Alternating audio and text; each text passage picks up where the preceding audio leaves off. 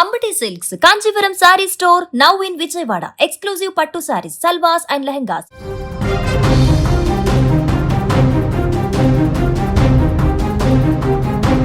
కన్న కొడుకు ఉన్నత చదువులు చదివాడు, అమెరికాలో మంచి ఉద్యోగం సాధించాడు. ఇక తమ కష్టాలన్నీ తీరిపోయాయని ఆ తల్లిదండ్రులు ఎంతగానో మురిసిపోయారు. కానీ వారి ఆనందం 3 నాళ్ల ముచ్చట అయింది. విధి ఆడిన వింత నాటకంలో చేతికొచ్చిన కొడుకు, వారి కళ్ళెదుటే ఎదిగిన బిడ్డ శాశ్వతంగా తిరిగిరాని లోకాలకు వెళ్ళిపోయాడు. పుట్టినరోజు నాడే విగత జీవిగా మారడంతో ఆ తల్లిదండ్రుల రోదన ఇప్పుడు కలిచివేస్తోంది. విజయనగరం జిల్లా బొబ్బిలి మండలం పిరిడి గ్రామానికి చెందిన సింగిరెడ్డి సాయి శ్రీ హరికృష్ణ ఎంతో కష్టపడి ఇంజనీరింగ్ పూర్తి చేశాడు. తనకంటూ ఒక మంచి భవిష్యత్తును నిర్మించుకోవాలని తన తల్లిదండ్రులు రమ శ్రీనివాసులకు అండగా నిలబడాలని ఎన్నో ఆశలతో ఎంఎస్ కోసం అమెరికా వెళ్ళాడు. పగలు రాత్రి కష్టపడి చదివాడు. ఎంఎస్ పూర్తి కాగానే కేవలం 3 నెలల క్రితమే అమెరికాలో ఒక మంచి ఉద్యోగం కూడా సంపాదించాడు. కొడుకు ప్రయోజకుడయ్యాడు అన్న వార్త విన్న ఆ తల్లిదండ్రుల ఆనందానికి అవధులు లేవు. ఊళ్ళో వాళ్ళందరికీ గర్వంగా చెప్పుకున్నారు. కానీ ఆ సంతోషం ఎక్కువ కాలం నిలవలేదు. ఇక గత శనివారం హరికృష్ణ పుట్టినరోజు,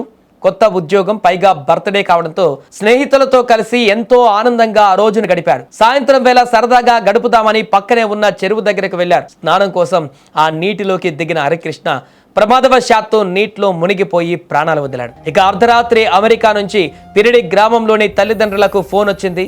మీ అబ్బాయి ఇక లేరు అన్న మాట వినగానే ఆ తల్లిదండ్రుల గుండె ముక్కలైంది. బర్త్డే విషెస్ చెప్దామనుకున్న ఆ నోట ఇప్పుడు కన్నీటి రోదనలు మాత్రమే మిగిలాయి. మరోపక్క చేతికొచ్చిన కొడుకు ఇలా చిన్న వయసులోనే అకాల మరణం చెందడం పట్ల ఆ ఊరంతా కన్నీరు మున్నీరుగా విలపిస్తుంది. ఈ హృదయ విదారకర ఘటన పైన మంత్రి కొండపల్లి శ్రీనివాస్ గారు కూడా తీవ్ర దిగ్భ్రాంతి వ్యక్తం చేశారు.